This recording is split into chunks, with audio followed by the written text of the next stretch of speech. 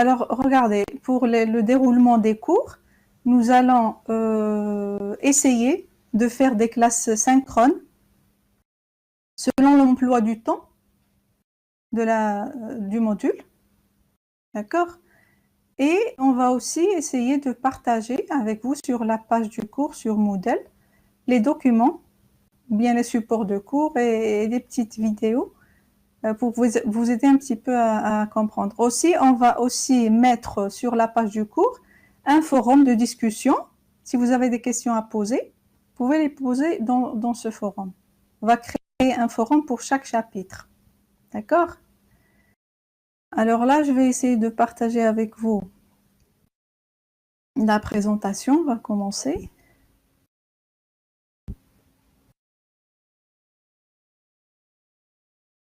Voilà.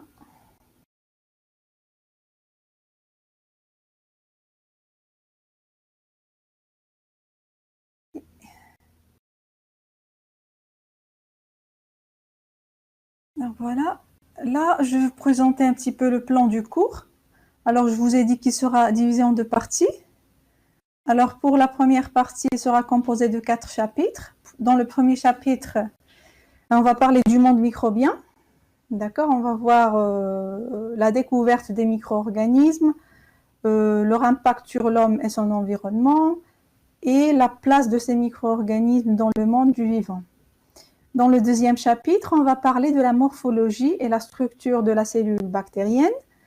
Dans le troisième chapitre, on va s'intéresser à la nutrition et au métabolisme chez les bactéries. Et puis, dans le quatrième chapitre, on va parler de la croissance bactérienne. Alors, moi, je vais me charger de l'enseignement de ces 4 chapitres. Alors après, vous avez un 5e chapitre qui va s'intéresser aux agents antimicrobiens. Le 6e chapitre, le pouvoir pathogène des bactéries. Le 7e, des notions de virologie. Et le 8e, il va s'intéresser à la génétique bactérienne. Alors, ces 4 derniers chapitres seront enseignés par professeur Khaïl Wardi. Alors, la microbiologie, c'est quoi? C'est la science qui s'intéresse à l'étude des micro-organismes. Un micro-organisme, c'est quoi? Ce sont généralement des organismes trop petits pour être vus clairement à l'œil nu. Leur taille est généralement inférieure à 1 mm. Alors bien sûr, leur taille, elle diffère de la nature de ces micro-organismes. Elle est très hétérogène en fonction de la nature des micro-organismes en question. Donc, dans ces micro-organismes, on distingue des micro-organismes cellulaires qui sont souvent unicellulaires, c'est-à-dire des micro-organismes qui se présentent sous forme de cellules et qui sont généralement unicellulaires, c'est-à-dire composés d'une seule cellule. Et s'ils sont pluricellulaires, s'il s'agit de micro-organismes pluricellulaires, ils n'ont pas de tissu très différencié, à l'image des organismes supérieurs, si vous voulez. Donc, ils n'ont pas de tissu très différencié. Alors, à côté de ces micro-organismes cellulaires, la microbiologie s'intéresse également à l'étude d'entités acellulaires. A, c'est-à-dire sans. Acellulaire, c'est-à-dire sans cellules. C'est-à-dire ce sont des entités qui n'ont pas une structure cellulaire, comme les virus. Alors, sur cette diapo, vous avez, si vous voulez, un schéma qui représente les différents micro-organismes et entités biologiques étudiés en microbiologie. Alors là, on a dit qu'il y a des micro-organismes cellulaires, et dans ces micro-organismes cellulaires, vous allez trouver les champignons, les levures et les moisissures, les protistes, comme les algues, les protozoaires et les myxomycètes. Alors pour ces 2 premiers groupes, ce sont des micro-organismes cellulaires ayant une structure cellulaire eucaryote, d'accord? Et vous avez à côté des micro-organismes qui ont une structure cellulaire prokaryote. Alors vous avez ici les bactéries et les archées. Alors, en plus de ces micro-organismes cellulaires, vous avez des entités acellulaires. Et les plus connus de ces entités, ce sont les virus. D'accord? Les virus sont composés de protéines et d'acides nucléiques, ADN ou ARN. Ils sont responsables de plusieurs maladies, que ce soit chez les animaux ou bien les végétaux. Alors, vous avez également des viroïdes. Les viroïdes sont composés uniquement d'ARN. Ils sont généralement responsables de pathologies chez les plantes. Vous avez également des satellites. Les satellites sont composés d'acides nucléiques inclus dans une coque protéique. Alors, les satellites peuvent être responsables de maladies chez les plantes et chez les animaux. Alors, concernant les prions, ce sont des entités infectieuses qui sont composées uniquement de protéines. Et ils sont responsables de plusieurs maladies neurodégénératives chez l'homme, comme la maladie de la vache folle. Alors là, si vous voulez, ce sont les micro-organismes, les entités biologiques étudiées en microbiologie. Alors dans ce cours-là, dans ce cours de microbiologie générale de S3, vous allez voir que la plus grande partie du cours s'intéressera à l'étude des bactéries. D'accord? Parce qu'il y a d'autres micro-organismes que vous allez étudier dans d'autres modules. Alors la microbiologie étudie le fonctionnement des cellules, leur diversité, leur évolution, leur métabolisme et aussi leur rôle sur la planète, au sein du corps humain et aussi chez les animaux et les plantes. Alors même s'ils ont une taille très petite, mais même s'ils sont invisibles à l'œil nu, ils jouent un rôle primordial pour que la vie puisse continuer sur Terre. Alors, Pasteur, s'il vous plaît, vous désactivez les micros.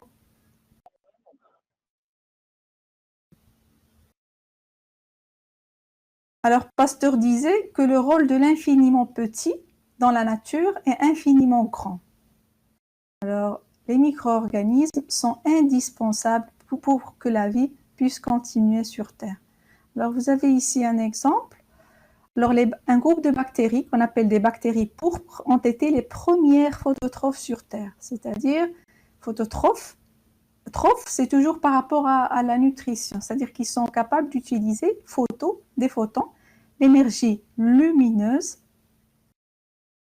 pour leur croissance. Ils sont capables de convertir l'énergie lumineuse en énergie chimique. Vous avez également les cyanobactéries. Ces cyanobactéries ont été les premières phototrophes oxygéniques, c'est-à-dire qu'ils sont capables d'utiliser l'énergie lumineuse pour réaliser la photosynthèse oxygénique, c'est-à-dire une photosynthèse qui va libérer de l'oxygène. Et c'est grâce à cette production d'oxygène par les cyanobactéries que l'oxygène s'est accumulé dans l'atmosphère et on est arrivé à avoir cette concentration qu'on a aujourd'hui. Et c'est grâce à ça que la vie des autres organismes a été possible. Des autres organismes aérobies a été possible. Alors là, on va entamer le premier chapitre. Et là, on va parler tout d'abord de la découverte des micro-organismes. Alors, bien sûr, on suspectait. Alors, dans cette partie-là, imaginez avec moi qu'on est dans une époque où on ne connaissait pas que les micro-organismes existaient. Alors là, on est dans une époque où les gens ne connaissaient pas. D'abord, aujourd'hui, pour nous, la présence des micro-organismes, c'est une évidence. On sait qu'ils existent, on sait qu'ils sont présents partout. Mais à l'époque des premières découvertes en microbiologie, on ne savait pas qu'ils existaient. Alors, on suspectait leur présence, mais on ne savait pas qu'ils existaient parce qu'on ne pouvait pas les voir. Alors, bien si vous voulez, la découverte des micro-organismes a été possible lorsqu'on a pu inventer un instrument qui permet de grossir leur image pour qu'on puisse les voir, pour qu'on puisse les observer. Alors, le monde microbien a été découvert grâce à l'invention du microscope. Alors, et là, on va parler de quelques travaux, bien de quelques scientifiques qui ont contribué à la découverte de ces micro-organismes. Alors, vous avez ici Robert Hooke, qui était un scientifique pluridisciplinaire anglais. Alors, Robert Hooke était le premier à avoir décrit, si vous voulez, un micro-organisme et publié cette description dans la littérature scientifique. Le Robert Hooke, il fabriqua des microscopes qu'il a utilisés pour l'observation de différents échantillons. Et parmi les observations qu'il a fait, il a pu observer un champignon du genre mucor et il a pu dessiner, il a pu faire un dessin détaillé de ce champignon-là qu'il a publié en 1665. Alors ici sur la photo, si vous voulez, vous avez le dessin du microscope utilisé par Robert Hooke pour réaliser ces observations. Alors, les différentes observations que Robert Hooke a fait, il les a publiées dans son livre Micrographia en 1665. Alors, et parmi les observations, ou bien les dessins qu'il a fait, des observations qu'il a fait, vous avez le dessin détaillé du champignon mucor, publié en 1600, on a dit 65. Alors, vous avez aussi un autre scientifique amateur qui est hollandais, Van Leeuwenhoek. Alors, Van Leeuwenhoek était un marchand et scientifique amateur hollandais. Alors, et on pense qu'il a été le premier à avoir vu et décrit des bactéries grâce à un microscope qu'il a fabriqué. Alors, on a dit qu'il était un scientifique amateur. Il passait la plupart de son temps libre à la fabrication de microscopes, d'accord, qu'il utilisait pour observer différents types d'échantillons. Par exemple, il peut observer un échantillon d'eau de pluie, des prélèvements dentaires. Alors, il s'amusait à dessiner les observations qu'il faisait avec ces microscopes qu'il fabriquait. Alors ici, vous avez une réplique, sur la photo, vous avez une réplique du microscope utilisé par Van Leeuwenhoek. Donc, vous voyez que c'est un microscope vraiment très simple. Et c'est grâce à ce microscope, il a pu observer des bactéries.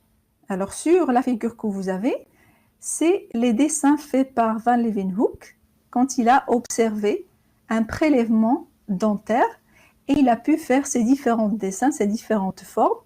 Alors, au début, puisqu'on ne savait pas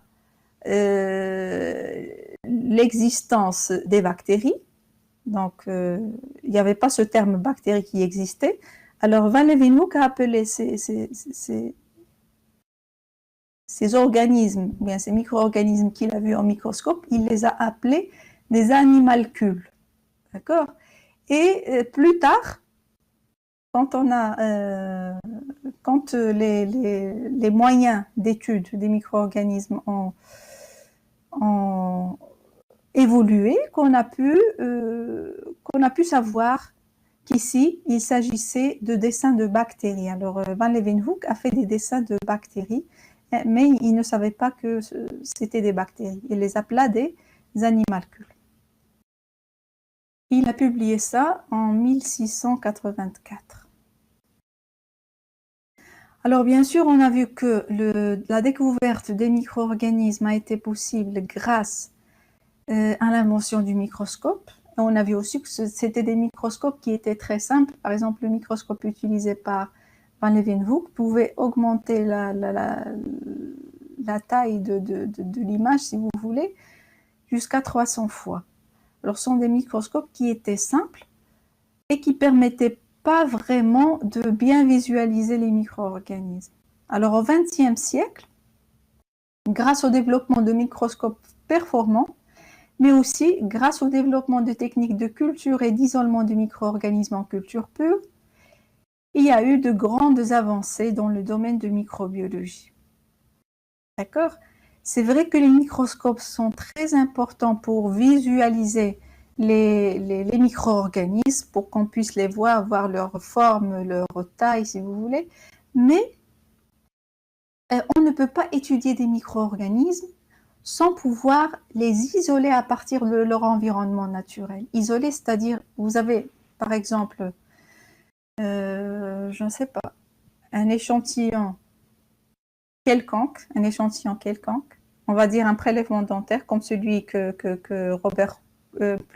Van Leeuwenhoek a observé. Alors, dans cet échantillon, ce prélèvement à partir des dents, alors il y a plusieurs types de micro-organismes qui existent. Et nous, pour pouvoir étudier ces micro-organismes, on doit les isoler les unes des autres, les uns des autres si vous voulez. On doit isoler ces bactéries les unes des autres pour pouvoir étudier chaque micro-organisme, étudier son métabolisme, sa forme, sa structure. D'accord? C'est ce qu'on appelle isoler, c'est-à-dire avoir le micro-organisme en culture pure, c'est-à-dire en culture qui ne contient que ce micro-organisme. D'accord? Alors, les techniques de culture ont été un développement très important dans le domaine de la microbiologie pour que la science, la microbiologie en tant que science puisse avancer. Alors, la période qui s'étend entre 1857 et 1914 s'appelle l'âge d'or de la microbiologie. Pourquoi? Parce que c'est pendant cette période où il y a eu de grandes découvertes dans le domaine. D'accord? Et ces découvertes-là ont été possibles grâce à des expériences qui ont été menées par plusieurs chercheurs. Et nous, on ne va pas parler de tous ces chercheurs, mais on va parler de quelques-uns. Alors, par plusieurs chercheurs, en particulier Louis Pasteur, Robert Koch, Koch ou Koch, comme vous voulez. En particulier, quand ils ont travaillé sur la théorie de la génération spontanée et la théorie germinale des maladies. Est-ce que vous suivez? Est-ce que tout va bien? Vous me dites sur le chat. Est-ce que je continue? Oui. C'est bon? Oui, madame. Je peux continuer? Des questions? Madame, non, il n'y a pas de question. Oui? Je n'ai pas compris l'âge d'or de la microbiologie. L'âge d'or, c'est-à-dire c'est là où il y a eu vraiment, si vous voulez, le départ de la microbiologie en tant que science. C'est-à-dire il y a eu plusieurs découvertes qui ont fondé les bases de la microbiologie. D'accord? C'est pour ça qu'on appelle ça l'âge d'or de la microbiologie. Parce que avant ça, on savait vraiment peu de choses sur les micro-organismes. Mais pendant cette période-là, plusieurs chercheurs se sont intéressés à l'étude des micro-organismes. Ils ont développé plusieurs outils qui permettent l'étude de ces micro-organismes. C'est pour ça qu'on appelle ça l'âge d'or de la microbiologie. C'est-à-dire c'est là où il y a eu vraiment plusieurs choses qui ont été découvertes dans ce domaine-là. D'accord? Et qui ont fondé, si vous voulez, cette science-là. C'est bon? Oui, c'est bon. Je continue alors. Alors, vous désactivez les micros, encore une fois. Alors, on a dit que ces expériences-là ont été menées par plusieurs chercheurs, en particulier Louis Pasteur et Robert Koch, en particulier sur la théorie de la génération spontanée et sur la théorie germinale des maladies. Et on va parler par la suite de ces deux théories. Alors, la théorie de la génération spontanée. Alors, regardez, quand on laisse... Alors, il faut toujours se rappeler qu'on est dans une époque où on connaissait très peu de choses sur l'origine de la vie en général. D'accord? Alors ici, lorsqu'on laisse, par exemple, un morceau de viande, de la matière organique en général, un morceau de pain, un morceau de viande, à l'air libre, d'accord, en contact de l'air, après un certain temps, qu'est-ce qui va y arriver? Ce morceau de viande va se décomposer, d'accord? Va pourrir si vous voulez. Et on va voir qu'il y a à la surface de ce morceau-là de viande, il y a la présence de vers, d'asticots et de mouches. Alors, d'où proviennent ces organismes-là qu'au départ, on ne pouvait pas voir? D'où proviennent ces organismes? Alors, à l'époque, il y a certains qui croyaient que la matière morte, d'accord? Ici, le morceau de viande, c'est de la matière morte, non vivante, pouvait donner vie spontanément à ces organismes-là, vivants. Alors, on croyait que certains êtres vivants peuvent être engendrés spontanément à partir de la matière morte. D'accord? C'est comme ça qu'ils ont essayé d'expliquer la présence de ces vers des asticots et des mouches sur la matière organique en décomposition. D'accord? Ils ont lancé cette théorie-là, qui est la théorie de la génération spontanée. Alors, la vie peut être générée à partir de la matière non vivante, peut être générée spontanément à partir de la matière non vivante. Alors, bien sûr, ces théories-là, il y avait des opposants, il y avait des partisans, des gens qui étaient en faveur de la théorie et des gens qui étaient contre. D'accord? Bien sûr, il y a eu plusieurs travaux, plusieurs expériences, si vous voulez, qui ont été faits par les différents scientifiques pour pouvoir soit confirmer, soit démentir la théorie. Alors, Francisco Redi, un Italien, un médecin italien, a fait une expérience. Qu'est-ce qu'il a fait? Il a pris des morceaux de viande qu'il a mis dans des récipients. D'accord? Ces récipients-là, il les a laissés à l'air libre, sans couverture si vous voulez.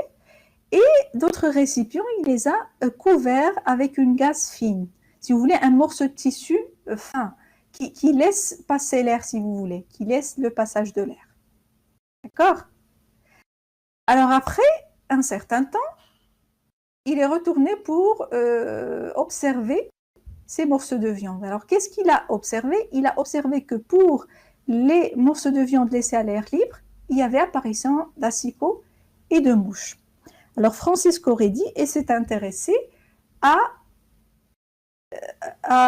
la théorie de la génération spontanée chez les asticots et les mouches.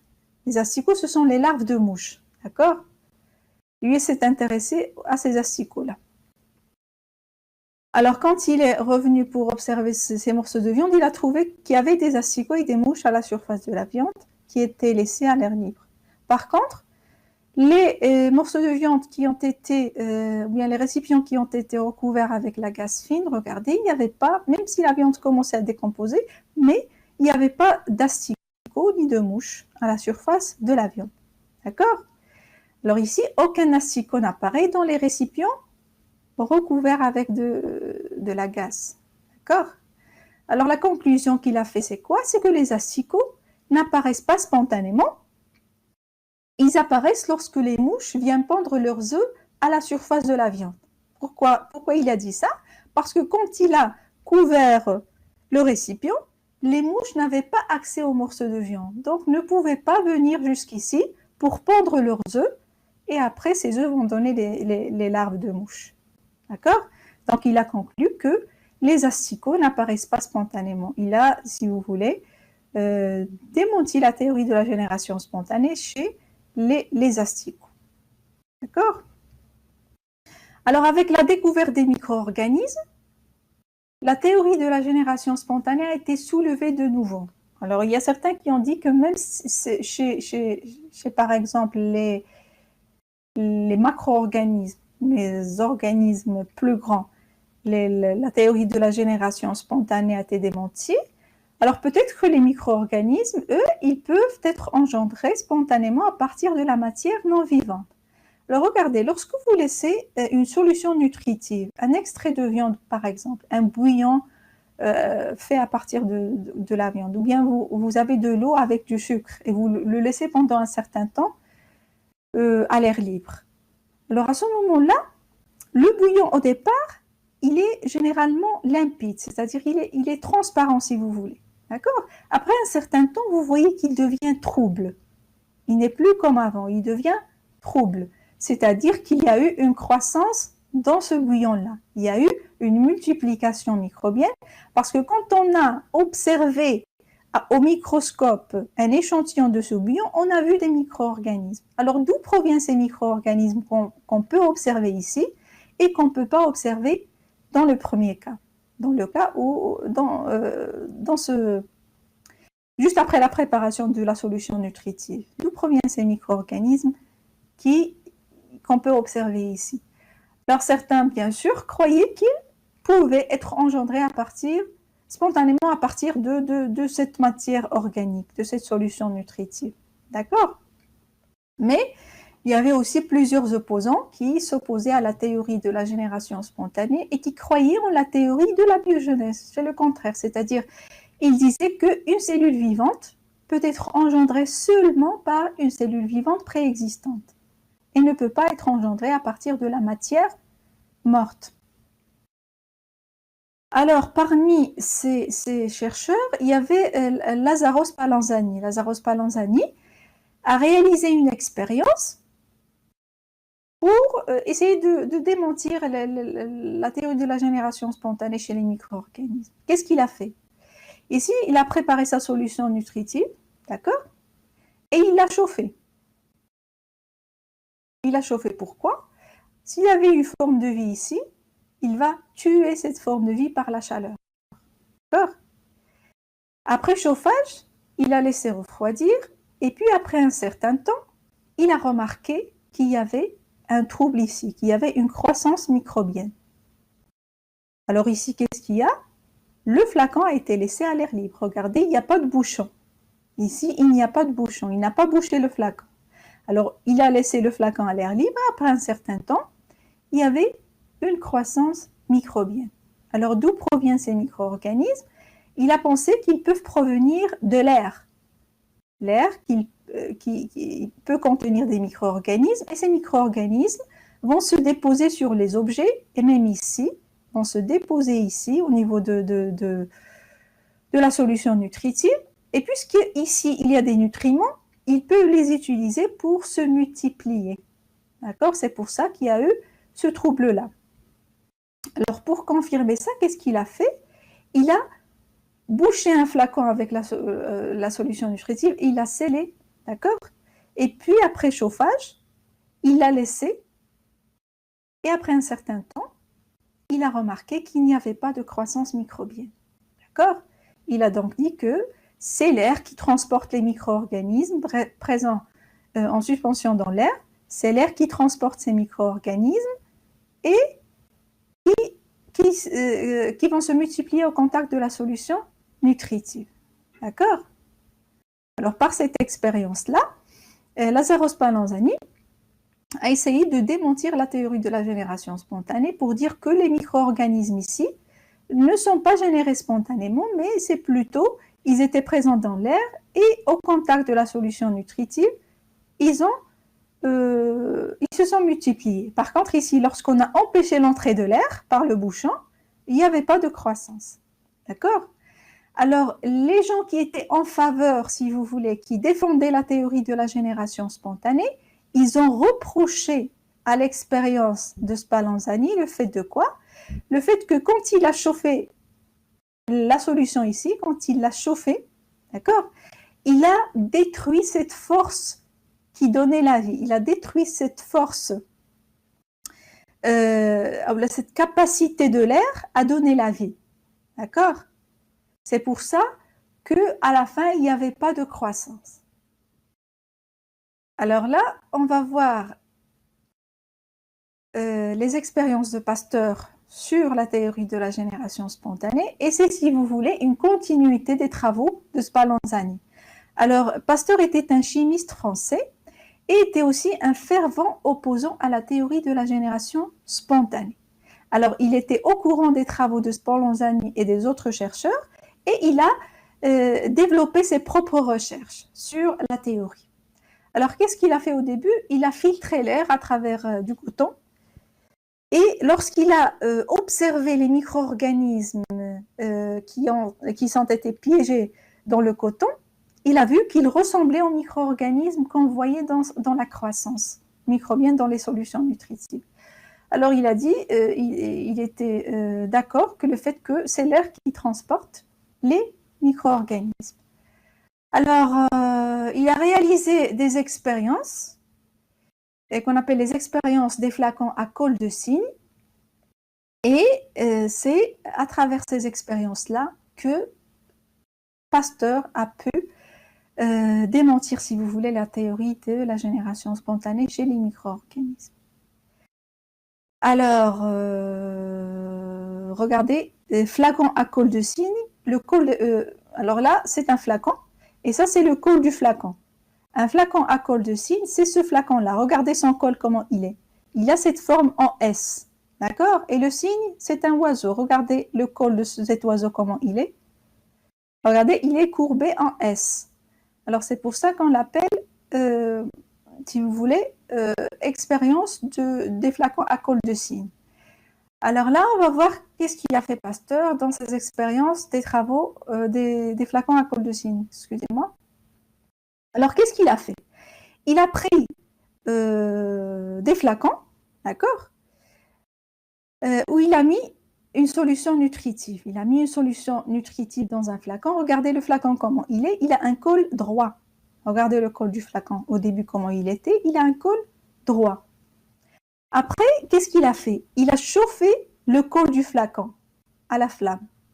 Alors, vous savez, quand on chauffe du verre, on peut le manipuler, le courber si vous voulez.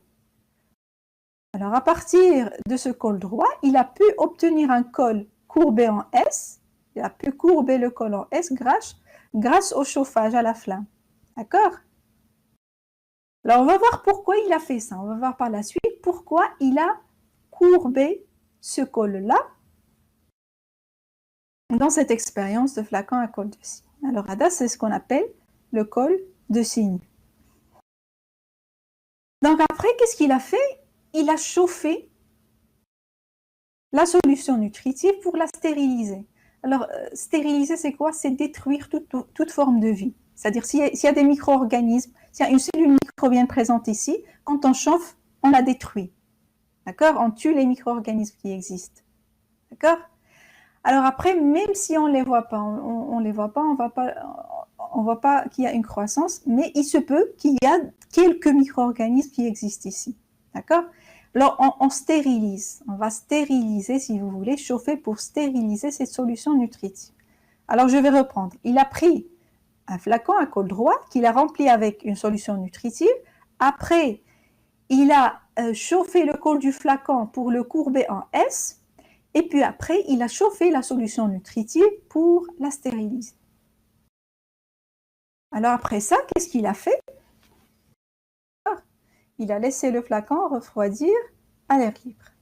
Alors à votre avis, lorsqu'il a laissé ce flacon refroidir à l'air libre, l'air qui existe ici dans la pièce où le flacon est posé, est-ce qu'il peut passer à travers le col de cygne pour atteindre la solution nutritive?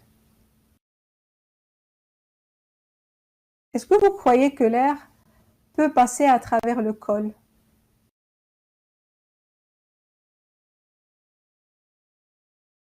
Alors vous allez me dire oui ou non.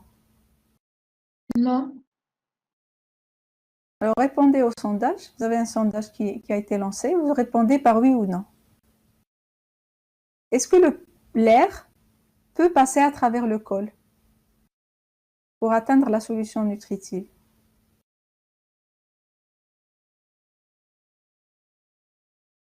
Je dis non, le sondage. Alors j'attends les autres. J'ai 6 réponses.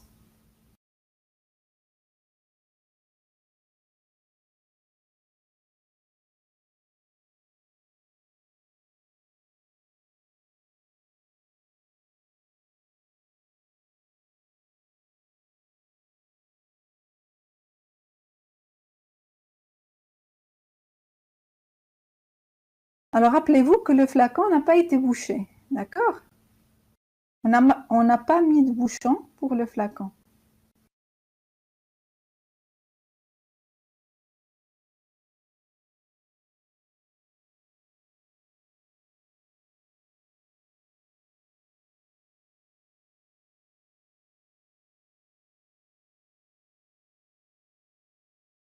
Alors vous voyez que 81% disent que l'air, oui, il peut passer à travers le col pour atteindre la solution nutritive. Tout à fait. Alors l'air peut passer. Pourquoi il ne peut pas passer?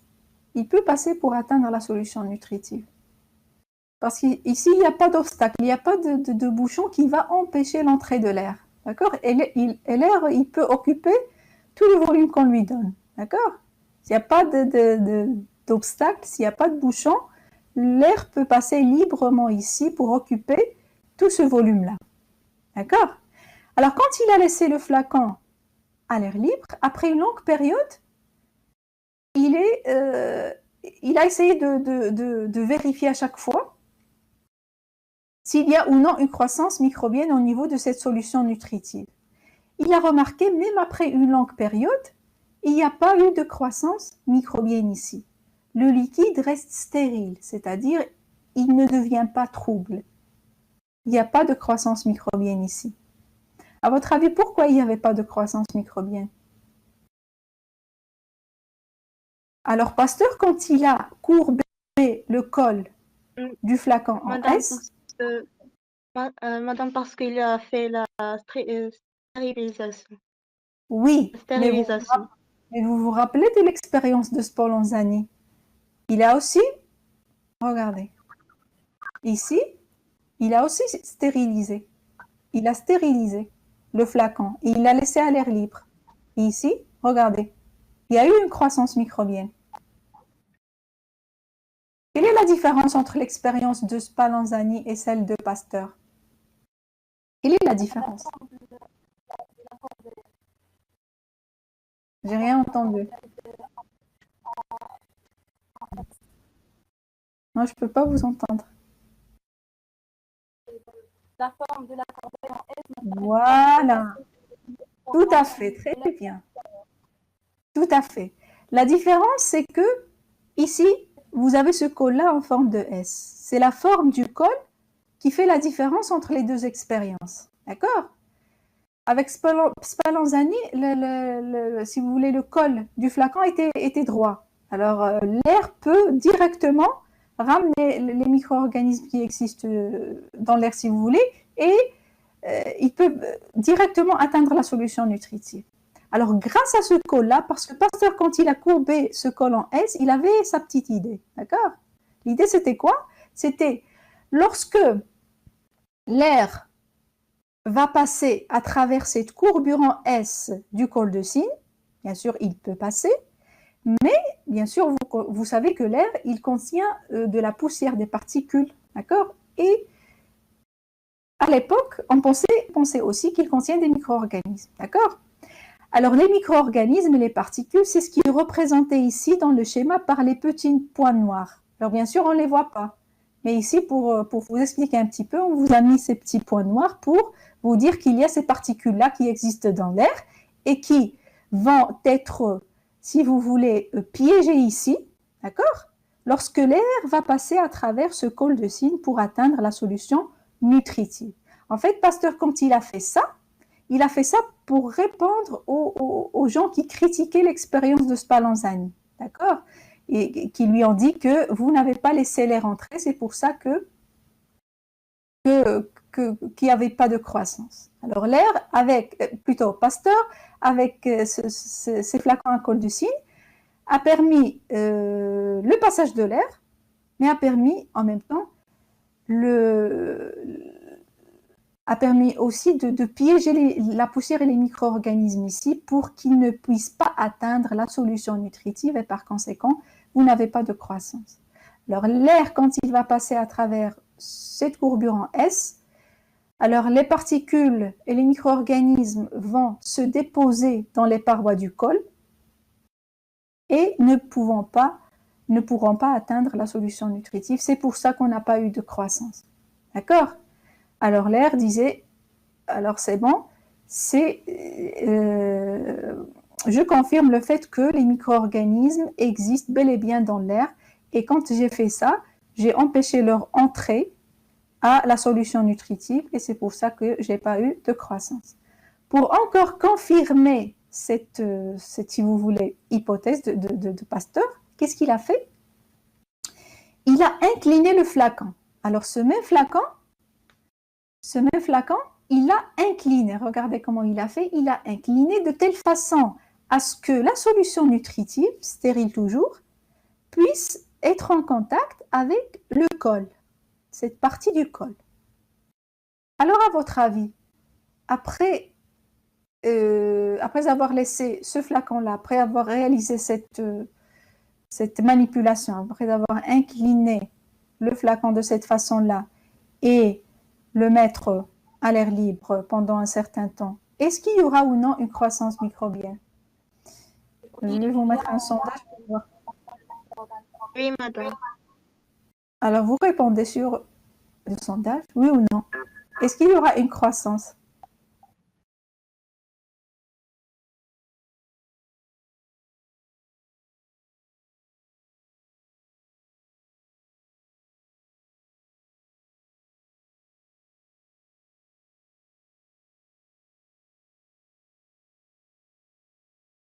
Allez, répondez. Est-ce que vous pensez, oui ou non, qu'il va y avoir une croissance ou non? Désactivez vos micros, s'il vous plaît.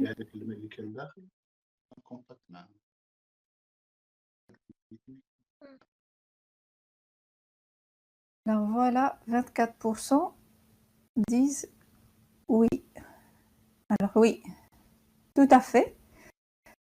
Alors pourquoi, à votre avis, après avoir incliné le flacon de cette façon-là, de façon à mettre la solution au contact du col, même après une courte période, Pasteur a observé une croissance microbienne. Alors avec ce petit geste-là, il a confirmé le fait que les micro-organismes qui existaient dans l'air sont restés piégés ici. C'est pour ça que quand la solution nutritive a été en contact avec le col, elle a touché également les micro-organismes, et puis les micro-organismes ont trouvé les conditions favorables à leur croissance, et ils se sont multipliés ici. D'accord ?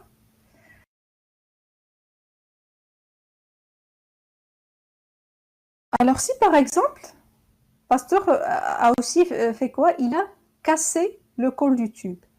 Il l'a cassé à ce niveau-là. Il a cassé le col du tube. Regardez, là, la solution est toujours stérile. Il a cassé le col.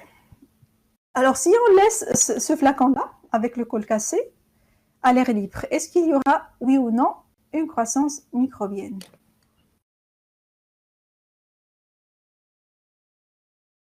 Oui. Oui, bien sûr qu'il y aura une croissance microbienne, parce que si on casse le col à ce niveau-là, vous aurez l'accès libre à l'air pour entrer avec ces micro-organismes au contact de la solution nutritive, et après, vous aurez une croissance de micro-organismes.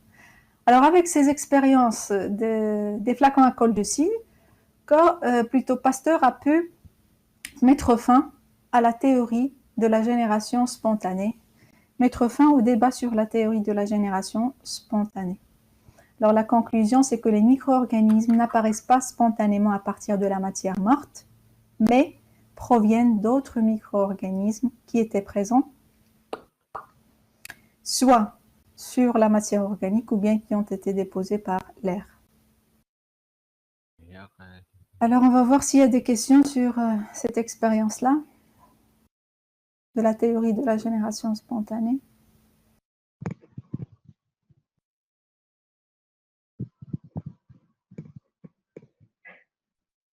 Il y a des questions? Vous les posez sur le chat, s'il vous plaît.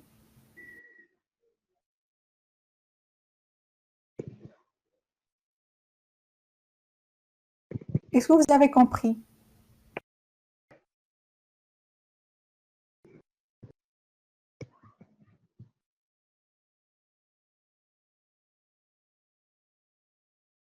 Des questions? On continue? Alors, on continue.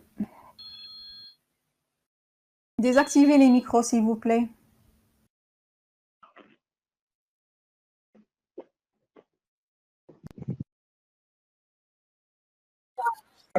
Activez le micro, madame.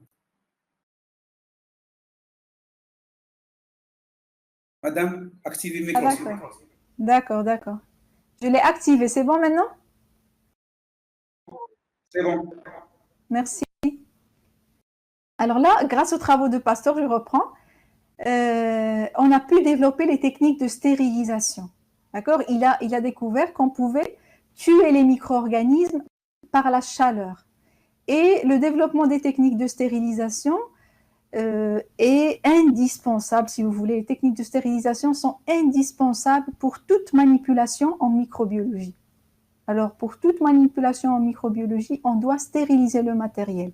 On doit stériliser les milieux de culture. Alors, le développement des techniques de stérilisation, c'était un apport très important dans le domaine de la microbiologie. Alors, les travaux de Pasteur ont été aussi couronnés par le développement des vaccins contre plusieurs maladies, comme l'anthrax, la peste noire et la rage. Bien sûr, il y a d'autres travaux que Pasteur a pu, bien d'autres apports que Pasteur a pu apporter au domaine de la microbiologie. Alors, mais nous, on va se contenter de ça. Alors là, on va passer à la théorie germinale des maladies. C'est-à-dire quoi? Alors, avec la découverte des micro-organismes, certains chercheurs ont commencé à suspecter qu'ils pouvaient jouer un rôle dans le développement de certaines maladies. Mais il a fallu apporter des preuves. Il a fallu mener des expériences pour établir, si vous voulez, le lien de causalité ou bien la relation causale entre un micro-organisme spécifique et une maladie spécifique. D'accord? Alors bien sûr, il y a eu plusieurs chercheurs qui se sont penchés sur le travail sur cette théorie germinale des maladies.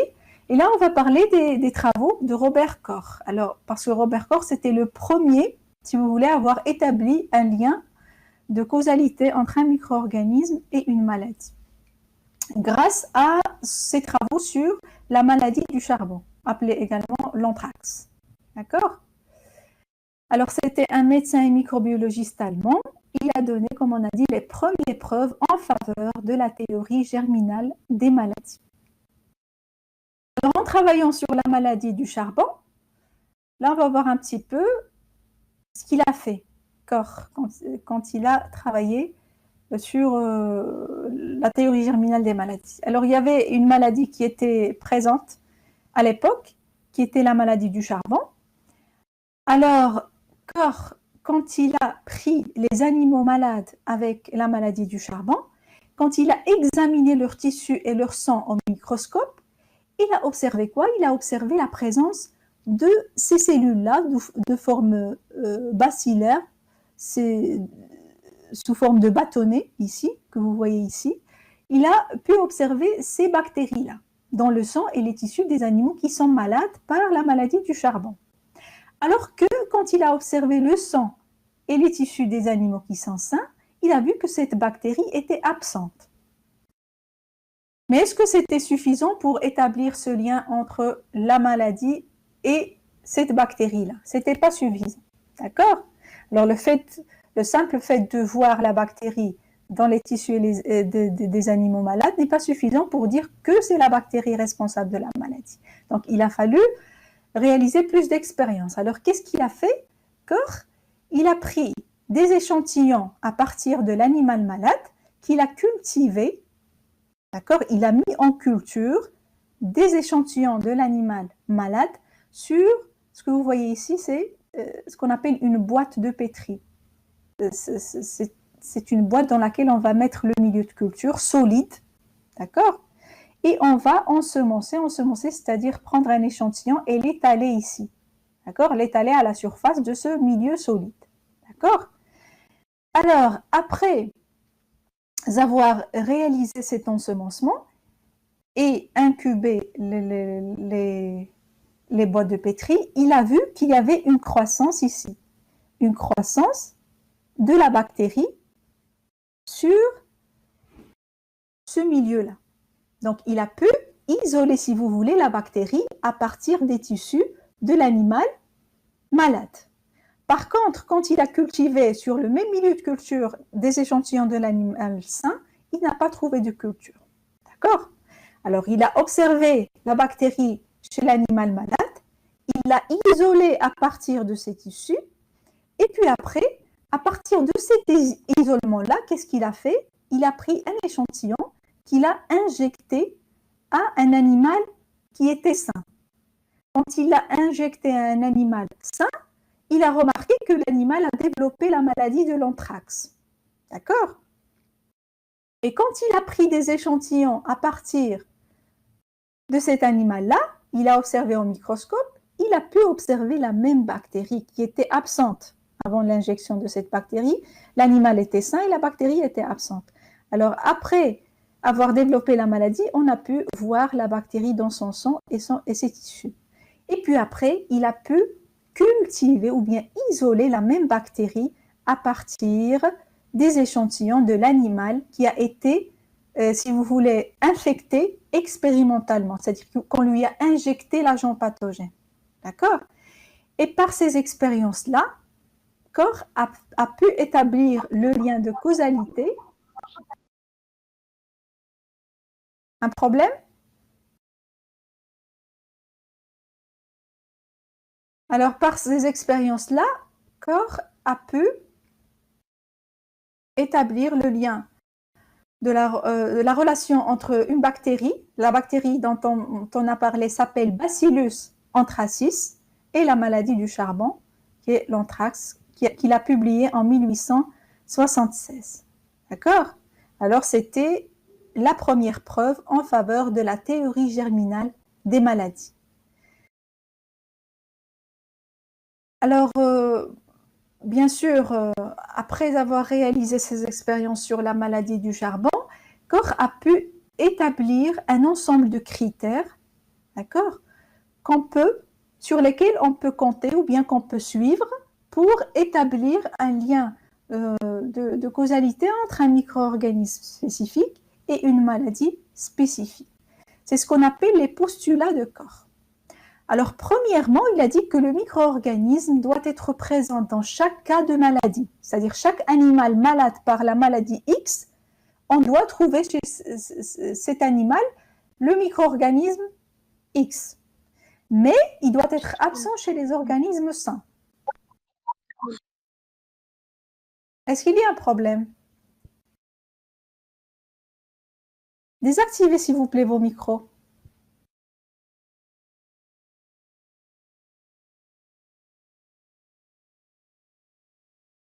Alors, deuxièmement, le micro-organisme suspect, d'accord? Donc, si on trouve ce micro-organisme, on va suspecter qu'il est responsable de la maladie. Alors, c'est le micro-organisme suspect. Ce micro-organisme suspect doit être isolé et cultivé en culture pure. C'est-à-dire, à partir des échantillons de l'animal malade, on doit pouvoir isoler la bactérie ou bien le micro-organisme et le cultiver en culture pure. Et puis après, la même maladie doit se développer quand le micro-organisme isolé à partir de l'animal malade est inoculé à un autre sain, à un animal sain. Et puis le quatrième, c'est que le même micro-organisme doit de nouveau être isolé de l'autre malade, expérimentalement si vous voulez. Alors, et plusieurs maladies, si vous voulez, agents causaux de plusieurs maladies infectieuses ont été, si vous voulez, découverts en suivant ces consignes de Koch, bien ces postulats de Koch. Alors, l'une des plus grandes découvertes de Koch, si vous voulez, c'est la découverte de l'agent responsable de la tuberculose. C'est une bactérie qui s'appelle Mycobacterium tuberculosis.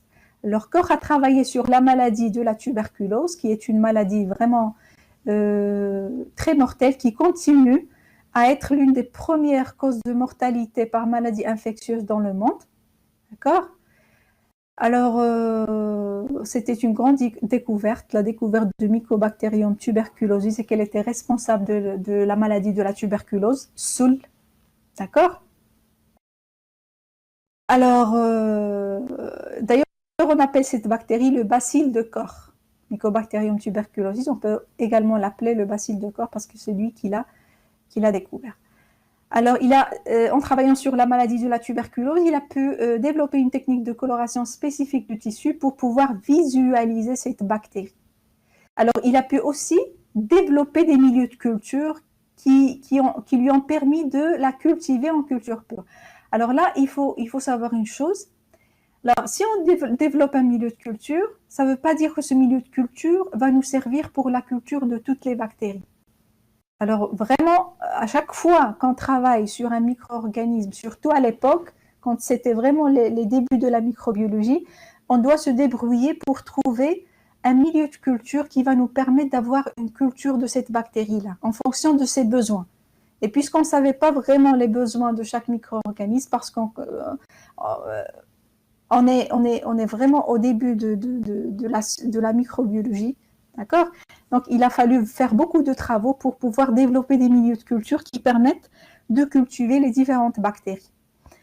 Alors, il a pu aussi l'isoler en culture pure. Et puis, en 1884, il a prouvé que Mycobacterium tuberculosis était responsable de la tuberculose en suivant les postulats qu'il a établis. Alors, la bactérie est présente dans tous les cas de la maladie. Il a pu l'isoler à partir des malades. Et quand il a injecté la bactérie à des hôtes sains, ils ont développé la maladie. Et puis après, il a pu isoler la même bactérie à partir de l'hôte qui a été infecté expérimentalement. D'accord? Est-ce que vous avez des questions sur ces travaux de corps? Des questions?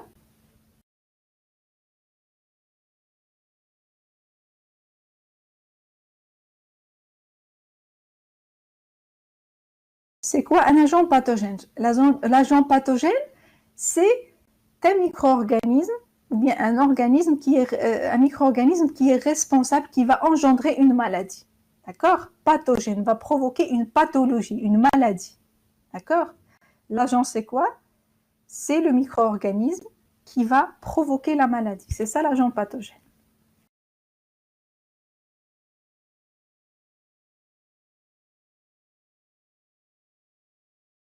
J'attends vos questions sur le chat avant de passer à autre chose.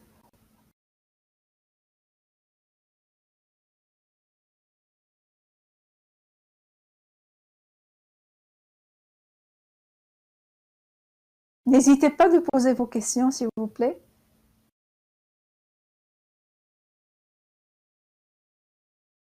Quels sont les symptômes de la tuberculose? Est-ce que ce live doit être enregistré à la fin de... Oui, je suis en train de l'enregistrer. On va voir. On va voir à la fin. Alors, il faut savoir que la tuberculose, elle a infecté un tiers de la population mondiale. Le un tiers de la population mondiale est infectée par ce bacille. Seulement, le système immunitaire, notre système immunitaire peut bloquer la bactérie à l'étape de primo-infection. On ne développe pas vraiment la maladie de la tuberculose, mais on porte le germe à l'intérieur. Alors, si on a une chute des réponses immunitaires, une chute, ou bien on est atteint par une autre maladie, alors à ce moment-là, le bacille qui est déjà présent dans nos poumons peut profiter de l'occasion pour se multiplier et provoquer la maladie. Mais le fait d'être infecté ne signifie pas, bien, le fait de porter le bacille ne signifie pas automatiquement qu'on va développer la maladie de la tuberculose. Comment on fait la culture des bactéries? Alors regardez, je sais qu'il y a plusieurs choses qu'on a dit et que vous avez du mal à comprendre. Par exemple, la culture bactérienne, les milieux de culture, les conditions et tout ça. Mais il faut savoir qu'au fur et à mesure qu'on avance dans le cours, on va aborder ces différentes techniques de culture, la nutrition bactérienne, d'accord? Et on va comprendre au fur et à mesure de l'avancement du cours. Alors, comment on fait des cultures bactériennes? On les fait au laboratoire dans ce qu'on appelle des milieux de culture. On fait des préparations qui contiennent les éléments nutritifs, les nutriments que la bactérie a besoin, d'accord? On les prépare sous forme de solution, soit sous forme de milieu solide qu'on va solidifier avec l'agar. Et à ce moment-là, on stérilise ce milieu de culture et on le met dans des boîtes ou bien dans des tubes. Et à ce moment-là, on peut ensemencer, mettre notre échantillon à la surface de ce milieu-là pour pouvoir cultiver les bactéries. C'est ça la culture bactérienne. Quand on prépare un milieu de culture, on prend notre échantillon, on l'étale à la surface de ce milieu de culture ou bien dans le milieu de culture s'il est liquide, et puis vous avez une croissance qui va se développer. Et on va voir comment se développe la croissance en fonction de la nature du milieu. Si c'est un milieu solide, ce sont des colonies qui vont apparaître. Et on va voir par la suite c'est quoi des colonies. Si c'est un milieu liquide, c'est généralement un trouble. Le milieu devient trouble. D'accord? Je sais qu'il y a plusieurs termes qu'on va utiliser et que vous aurez du mal à comprendre, mais je vous rassure qu'au fur et à mesure qu'on avance dans le cours, les choses vont s'éclaircir.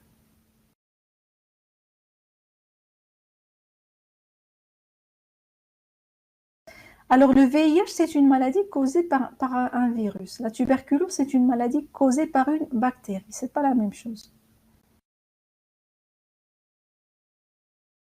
Alors là, je vais continuer. Voilà. Alors, il faut dire que c'est grâce à ces travaux-là, que ce soit de Pasteur ou bien de Koch ou bien d'autres chercheurs de l'époque, qu'on a pu fonder les bases de la microbiologie. Parce que vous voyez que on a développé des techniques de culture pure. D'ailleurs, c'est dans le laboratoire de Koch qui a eu développement de ce qu'on appelle la boîte de Petri. C'est une boîte dans laquelle on réalise les cultures en milieu solide. Ça, c'est ce qu'on appelle une boîte de Petri. Regardez. D'accord? Alors, il y a plusieurs choses qui ont été développées à l'époque et qui servent jusqu'à maintenant dans les labos de microbiologie. Alors là, jusque-là, on a parlé de tout ce qui est micro-organismes en relation directe avec l'homme, si vous voulez. Alors, les micro-organismes responsables de l'altération des aliments, les micro-organismes pathogènes, d'accord? Alors là, on va parler de deux chercheurs qui ont beaucoup contribué à la compréhension, si vous voulez, de la diversité microbienne, d'accord, et qui se sont intéressés à l'étude d'autres habitats de micro-organismes, si vous voulez. Donc, il s'agit de ces deux microbiologistes que vous voyez sur la diapo, le Hollandais Beijering et le Russe Winogradsky. Alors, les deux se sont intéressés à l'étude des micro-organismes qui habitent dans le sol et les habitats aquatiques, dans l'eau. D'accord? Ils se sont intéressés à l'étude de ces micro-organismes. Donc, Beijering était un botaniste et microbiologiste hollandais et il a développé des techniques d'enrichissement. Alors, les techniques d'enrichissement, c'est-à-dire quoi? C'est-à-dire, lorsque vous travaillez sur un échantillon de sol, par exemple, le sol, tarab, par exemple. Alors, lorsque vous travaillez sur un échantillon de sol, vous savez que dans cet échantillon-là, il y a plusieurs micro-organismes qui cohabitent dans cet habitat-là. D'accord? Plusieurs types de micro-organismes. Alors, et là, tout à l'heure, j'ai dit que pour pouvoir étudier un micro-organisme spécifique, on doit pouvoir l'isoler de son habitat naturel. L'isoler, c'est-à-dire de l'avoir en culture pure. D'accord? Alors, le développement des techniques d'enrichissement a permis d'isoler des micro-organismes à partir du sol. Pourquoi? Parce que des fois, vous avez dans un échantillon des micro-organismes qui existent en grande concentration, alors que d'autres micro-organismes, ils sont présents à faible concentration. D'accord? Alors, c'est pour ça que le développement des techniques d'enrichissement ont permis de, si vous voulez, isoler ces micro-organismes qui existent en faible nombre. Alors, enrichir les cultures, c'est-à-dire quoi? C'est-à-dire, par exemple, j'ai un micro-organisme cible que je veux isoler. Alors, qu'est-ce que je fais? J'essaie de travailler avec des milieux de culture qui vont favoriser, si vous voulez, la croissance de ce micro-organisme particulier. D'accord? Ils vont favoriser sa croissance aux dépens des autres. Donc, à la fin, j'enrichis mon échantillon avec le micro-organisme que je veux isoler. C'est ça, en gros, ce que ça veut dire, les techniques d'enrichissement, les cultures d'enrichissement. Mais on va revenir sur ça aussi lorsqu'on va parler de la nutrition bactérienne et des milieux de culture. D'accord? Alors, et grâce à ça, il a pu isoler des bactéries fixatrices d'azote. Il a pu isoler à partir du sol des bactéries qu'on appelle les bactéries fixatrices d'azote. Ça veut dire quoi? Alors, vous savez que l'azote, il est présent dans l'air que nous respirons sous forme de N2, l'azote gazeux. D'accord? Et sous cette forme-là, il n'est pas assimilable par les plantes ni par les animaux. Cette forme d'azote-là, il n'est pas assimilable ni par les plantes ni par les animaux. Alors, heureusement qu'il y a des bactéries qui sont capables de fixer l'azote. C'est-à-dire quoi? c'est-à-dire de convertir cet azote gazeux en une forme d'azote qui peut être assimilée par les plantes. Alors, ce sont des bactéries du genre, par exemple, Azotobacter et Rhizobium. Bien sûr, d'autres bactéries. Alors là, vous avez des bactéries qu'il a pu isoler. Il a pu également isoler à partir du sol des bactéries sulfato-réductrices.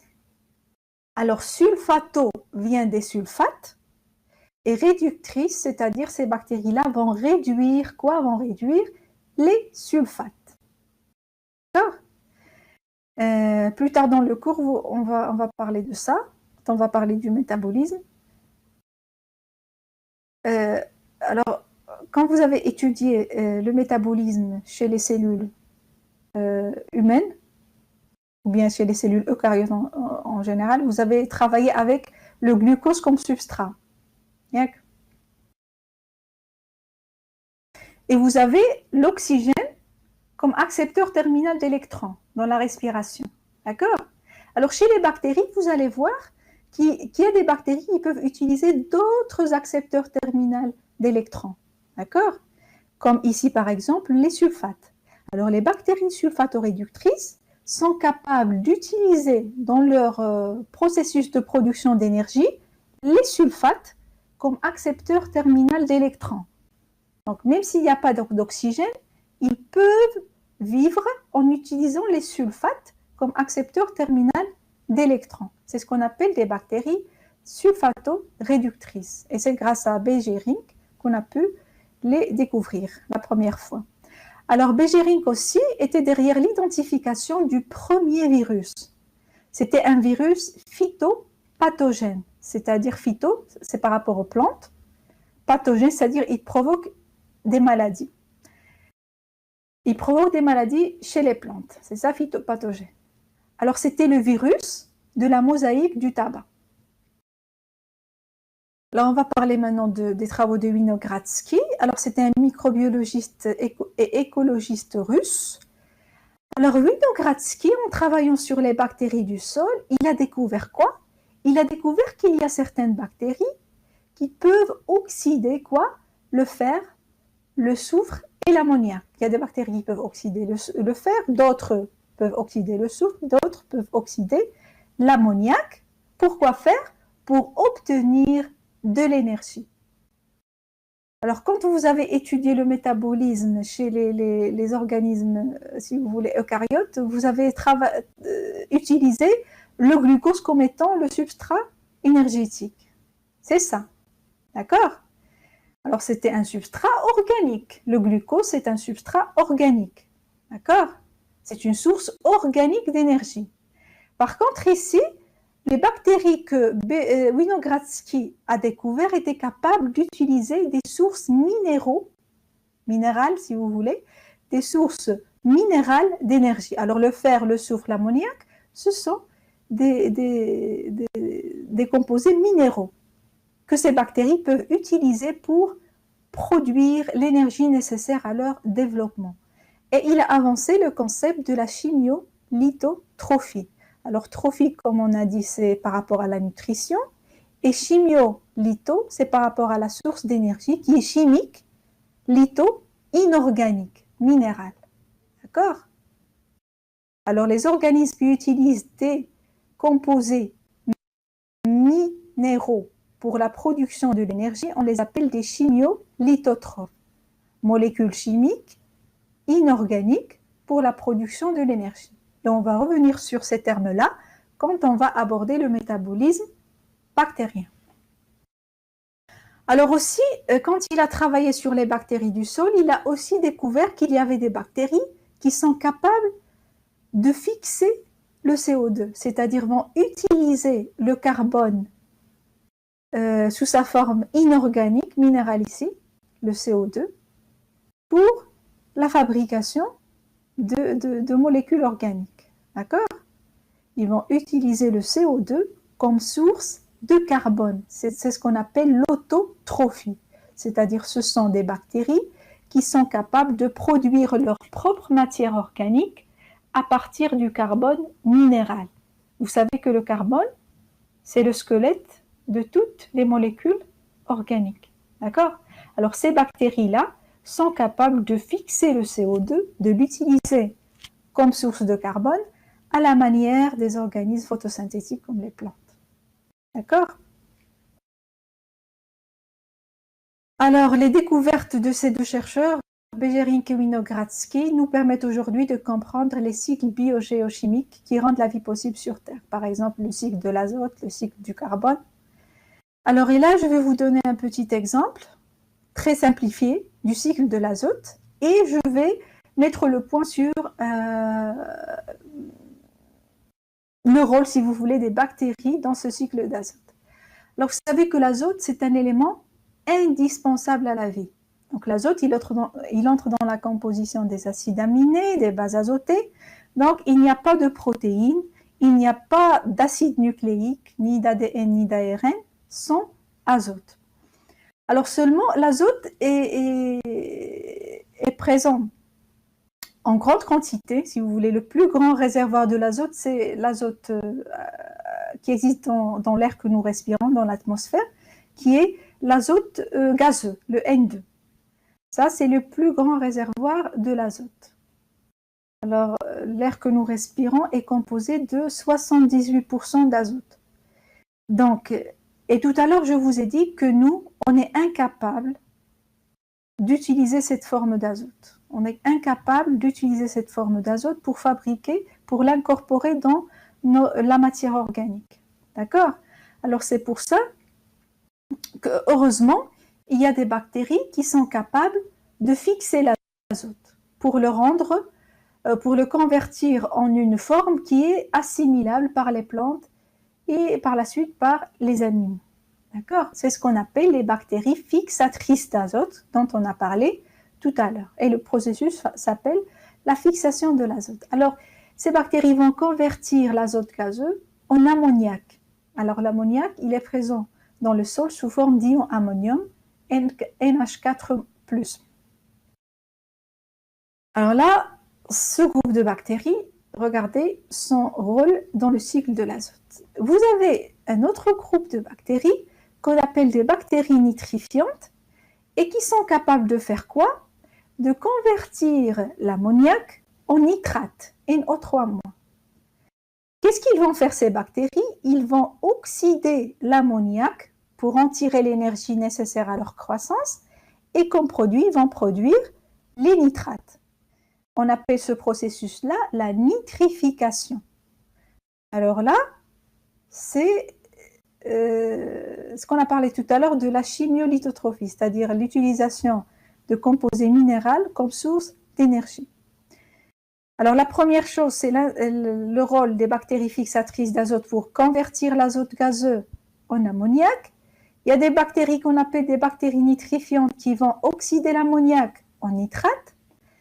Et puis les plantes peuvent utiliser ces deux formes d'azote pour l'incorporer dans ces molécules organiques. Et là, les animaux peuvent se nourrir à partir des plantes, par exemple, pour utiliser l'azote organique.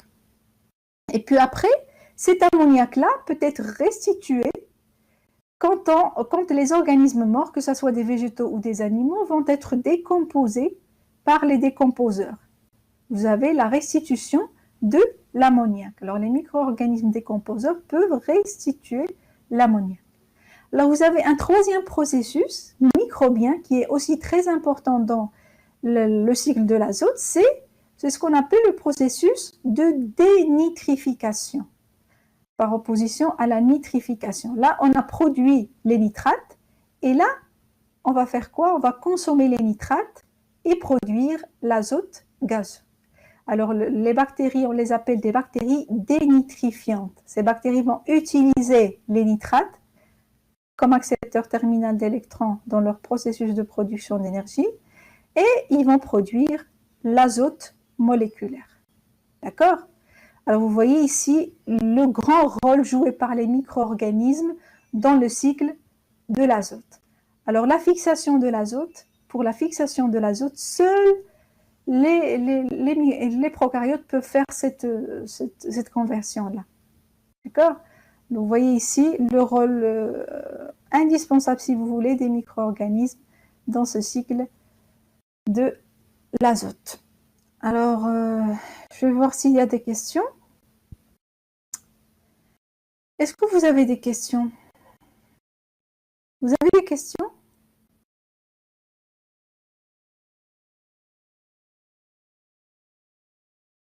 Alors, posez les questions sur le chat. Bien, s'il y a quelqu'un qui peut poser la question directement, qu'il active son micro.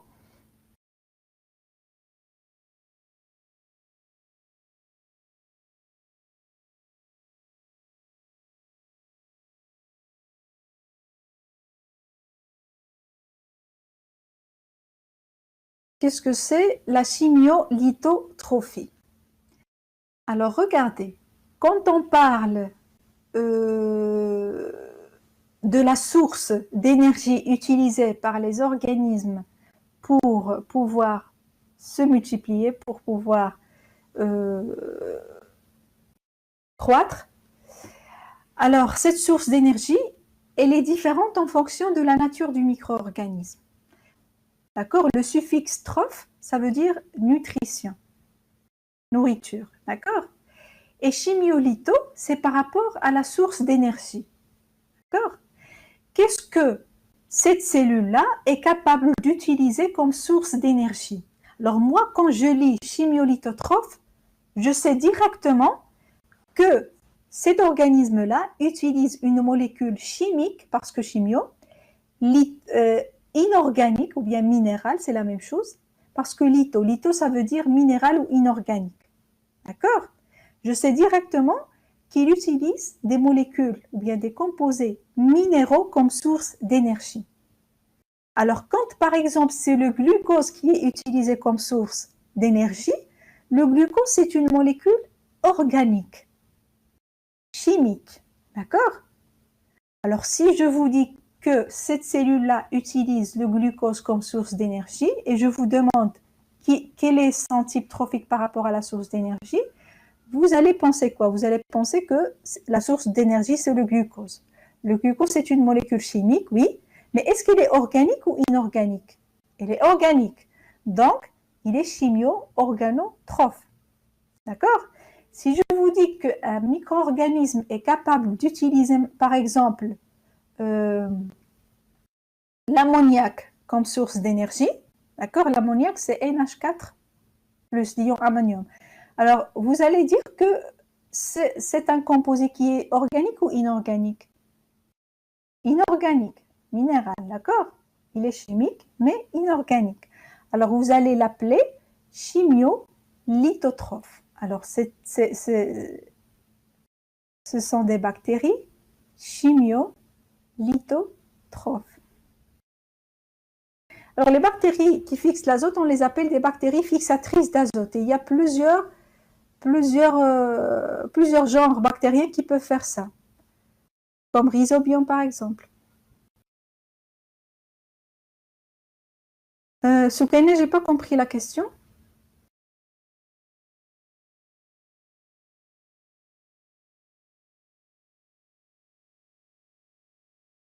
Imed, photo, autotrophe. Oui, photo c'est par rapport à la source d'énergie qui est lumineuse. Auto, c'est par rapport à la source de carbone qui est inorganique. Très bien. Photo-autotrophe. Je ne comprends pas bien le rôle de la bactérie nitrifiante. Le rôle des bactéries nitrifiantes, c'est quoi? Alors, les bactéries nitrifiantes, ils font quoi? Ils utilisent l'ammoniac comme source d'énergie. Ils vont oxyder l'ammoniac et ils vont produire des nitrates. C'est ça leur rôle dans le cycle de l'azote. Pour après que les bactéries dénitrifiantes viennent boucler le cycle et produire l'azote gazeux à partir des nitrates. D'accord? Alors ici, c'est un schéma très simplifié. Plusieurs autres organismes participent au cycle d'azote. Mais là, je voulais vous mettre le point sur le rôle des bactéries. Alors, les bactéries nitrifiantes vont faire quoi? Vont oxyder l'ammoniac et produire les nitrates. Et ce processus-là, il est très important dans le cycle d'azote parce qu'après, vous avez des bactéries qu'on appelle des bactéries dénitrifiantes qui vont utiliser cet ammoniac produit pour produire, pour recycler, si vous voulez, l'azote gazeux. Et puis aussi, les nitrates sont une forme d'azote émis, si vous voulez, ou bien par les plantes. Alors, les plantes aiment aussi utiliser l'azote sous forme de nitrate. D'accord? Alors, je ne comprends pas bien le rôle des bactéries nitrifiantes. Je ne comprends des bactéries des bactéries dénitrifiantes. Alors, quand on parle de cycle, c'est-à-dire,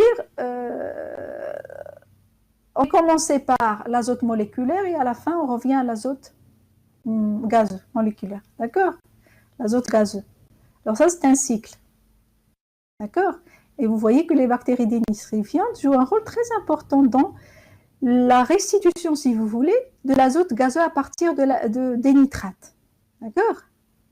C'est ça le rôle.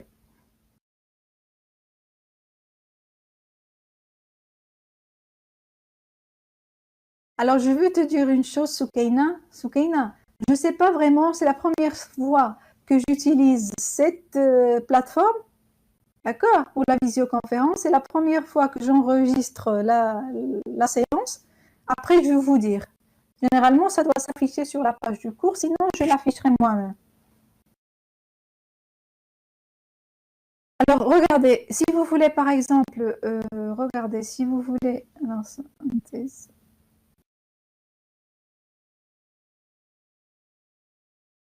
je dois me reconnecter sur Moodle pour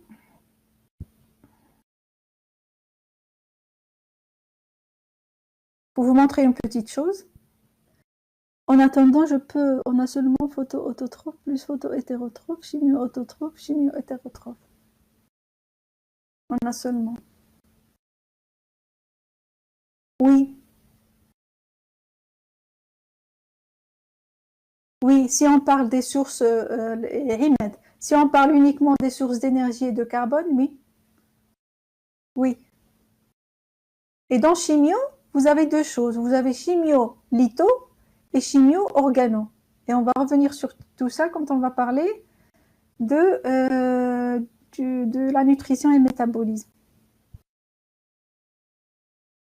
Alors, regardez, est-ce que vous voyez ce que je fais? Je suis sur la page du cours. D'accord? Je suis dans le chapitre 1. Et puis ici, vous allez trouver qu'il y a que j'ai créé un forum. Vous pouvez entrer dans le forum et poser vos questions. D'accord? Vous pouvez soit ajouter une nouvelle discussion, soit participer à la discussion qui est déjà là. Par exemple, entrer dans la discussion qui a été lancée par Dembélé. D'accord? Et puis, vous pouvez discuter entre vous. Et je passerai voir ce que vous dites et je passerai vous répondre ici. Si vous avez des questions, n'hésitez pas à les poser ici. C'est un espace de discussion relatif au chapitre 1. Vous pouvez poser toutes vos questions ici. C'est bon? Alors, est-ce que vous avez d'autres questions?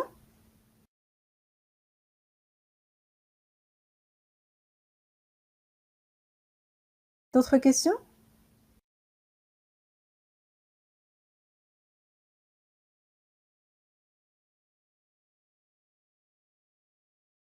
Est-ce que quelqu'un peut me parler? Peut activer son micro et me dire quelque chose? Oui ou non?